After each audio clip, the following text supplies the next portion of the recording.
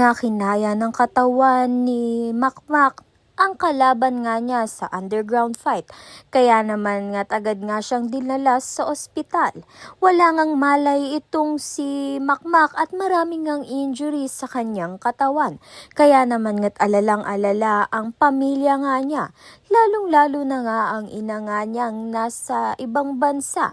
Mabuti na nga lang ay nirescue siya ng kanyang ama na si Nonoy. Kaya naman nga si Nonoy ang nagdala kay Makmak sa ospital. Sa kabilang banda naman nga, madi-disqualified nga itong si Makmak sa pagsali nga niya sa illegal boxing. Kaya naman nga't matatanggal nga siya.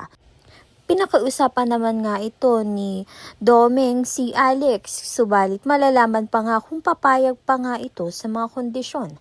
Samantalang masaya naman nga itong si Lance dahil hindi niya nga makakalaban itong si Makmak dahil disqualified nga ito.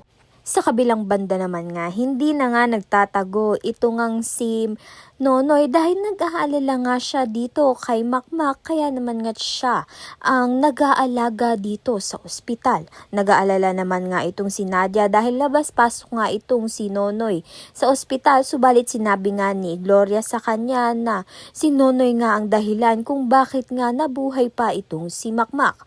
Kaya naman nga't yan at iba pa ang dapat nating pakaabangan. Maraming salamat sa iyong panonood.